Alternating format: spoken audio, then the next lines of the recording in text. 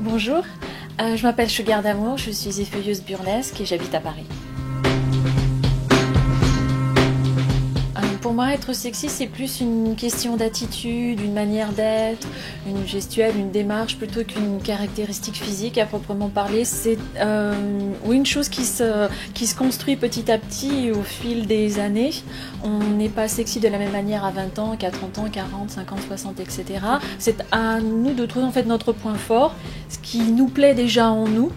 Rester authentique dans notre manière à nous de nous plaire en fait. Je pense qu'il faut être peut-être plus égoïste, déjà se plaire à soi-même, et je pense qu'après c'est plus facile de plaire et de séduire et d'être sexy aux yeux des autres.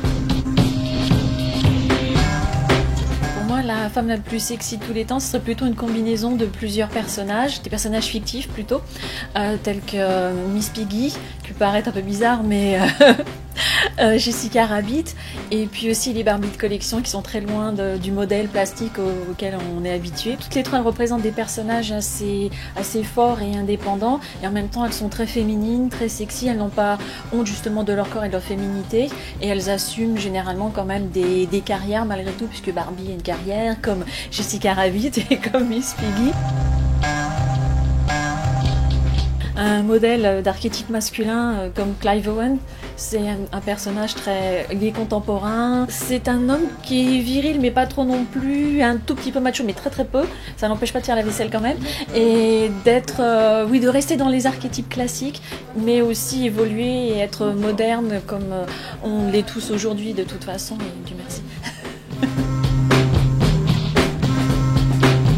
Pour moi, la chaussure ultime pour faire monter la température, c'est plutôt un escarpin.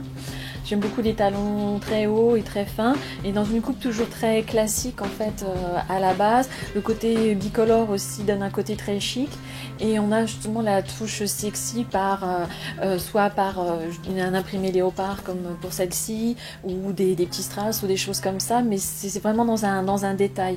Garder une coupe très classique, et celle-ci illustre bien à la fois le cliché et en même temps apporte quelque chose de subtil et de raffiné, qui n'est pas quelque chose de trop voyant non plus. Porter des talons nous fait prendre conscience de notre corps d'une manière différente, et c'est justement ça qui fait que l'on a une apparence différente, qu'on se sent différente. C'est vraiment une conscience corporelle réelle, et pas seulement un accessoire que l'on porte comme on peut l'avoir avec un sac ou des bijoux, etc. La chaussure donne, puisque c'est ce qui nous soutient quelque part, c'est ce qui donne aussi l'impulse et la manière dont on doit se comporter sur le reste aussi.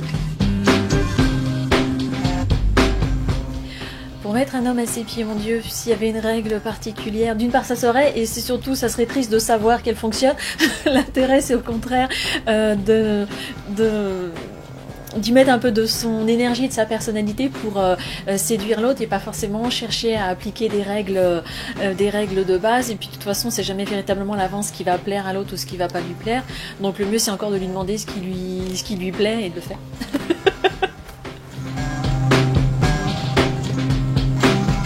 Pour la Saint-Valentin, en fait, pour moi, le principe, c'est de ne pas faire comme tout le monde. C'est soit on fait un truc la veille, soit le lendemain, mais jamais le jour même. Le jour même, c'est plutôt sortir avec des amis dans un endroit chic, glamour, on va pouvoir se faire tous beaux et tout ça, c'est rigolo. Mais pour la Saint-Valentin en amoureux, c'est plutôt hors convention, en fait.